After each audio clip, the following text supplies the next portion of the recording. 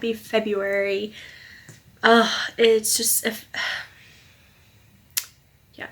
So I was sick the last week of January, so I probably sound kind of weird. I'm basically better, you know, it's just like some leftover stuff, you know, but I'm okay, I'm better. Before we jump into my January reads, I have a very, very special cover reveal to share. Coming up this spring, there is a 20 book series coming out, all standalones. They are fairy tale retellings to inspire and uplift and to give hope. I believe they're all Christian. I believe the series is Hope Ever After. This is the book that just had its cover reveal, A Silent Hope by Madison Carlin. I already pre-ordered it. I'm so excited for this entire series. It's going to be epic. The best thing about this series, though, all proceeds go to OUR, which is the Operation Underground Rescue. I think it's Rescue Aurora. This group helps to promote awareness and also to rescue victims of child trafficking, human trafficking. So this is going to a really, really good cause. God's children are not for sale. And I wholeheartedly support this, and I'm very excited for the books and to also give to this organization. So it's going to be awesome. This is the cover for this book coming out, but like I said, there's 19 other ones. This is massive. Here's a list of all the books coming up. Yeah, it's pretty insane. So it's going to be intense, and pre-orders are just 99 cents right now. So with that, let's go ahead and get into January reads. I ended up reading 7 books, which honestly, even for a weird month like January, it's still really good.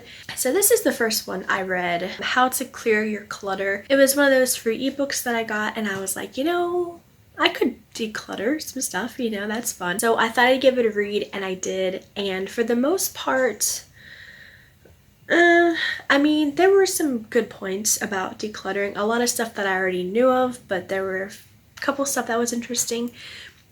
The whole reason I gave it 2 stars, well, 2.5, because there was a lot of it about items having energy, and there was just like a whole chapter about that kind of thing. I'm not on board with that. I don't exactly agree with that. So it was kind of a turnoff. I'm trying to finish a book that I have been, trying to finish writing a book that I have been working on since 2019. It is the 3rd book in the Abundant Blessings series, which is a Christmas, clean, sweet romance Christmas thing. It's like a family saga, actually, the more I work on it. So I've been trying to work on that and to get back in the zone of that world. And I went ahead and I read my 2nd book, which this is an author copy because I redid all the covers. This is the old cover for book 2, and this is what I have currently now. This is A Stolen Heart. And I read it just to get back in the zone, and I am there. I haven't really had tons of time to work on writing, unfortunately, but it's getting there. And of course, I did not write my own book. That's just kind of weird. Okay, and then I read Mary Meckham's Becoming Hook.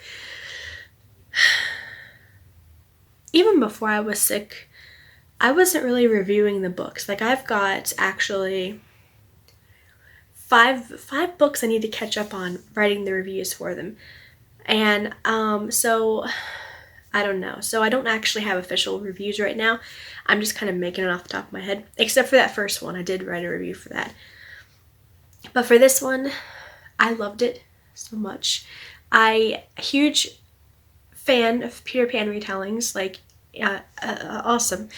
My expectations were so high, and I was not disappointed. It was really interesting to see the author's take and how she twisted the fairy tale, but also made it work, like, really good. Like, there were parts that I could totally see happening in the original story, and I fully accept this backstory. I mean, I don't know what else to tell you. It was amazing, and I think I'm going to go ahead and just give it 5 stars. Right there, just throw them out there, because it deserves 5 stars, and I am stoked to read book 2. This author is one of my new favorites. I've mentioned her before, and she just does not disappoint. So I highly recommend that if you also enjoy Peter Pan stories. It gave Hook a really intriguing backstory, and yeah. Now I will say, because there's the romance with Hook and Tink, and a couple times it went a little further than what I prefer. But nothing, it was not graphic. There was nothing super uncomfortable. And that's just my preference too. Alrighty, so I got this for Christmas. I forgot. And this was just a really interesting read. I've read it years ago, and so a lot of it like slowly came back as I was reading it, but for the most part I was just like kind of reading it for the first time. The plot's really interesting, and I love this author. She's amazing. I love all the suspense, page turning cliffhangers, and I love that. However, I did have a problem with there being a female pastor. I personally, preference and just my belief, I don't agree with that. So that kind of was a hindrance, and I didn't care for that. But I do love the mystery. This story does keep you guessing. There were times when it's like, what's wrong with her parents? And borderline really creepy and anyway, so this wasn't bad. I don't love it as much as when I first read it. I think that's because I'm older now, and you know, I don't know. So I'm thinking I'm going to give this 3 stars, 3 out of 5 stars. I want to say, again, I haven't actually done official reviews because I've just kind of been out of pocket, sort of. I'm still here, it's just I haven't felt like reviewing books. So we're gonna stick with 3 stars on this. Okay, next up at bat, I read Kiki's Delivery Service. Okay, so this is actually my sister's copy. I actually had to steal it back from her for this video. So she bought this, and I was like, oh, can I read that? Can I read that? Because I'm really, you know, intrigued.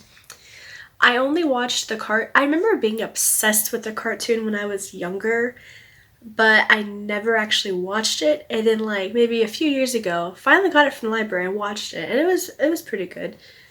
So I got this, and you know, I mean, it's okay, but I really wasn't all that impressed, honestly. It was an interesting read. One I won't be reading again. I know I won't be reading it again.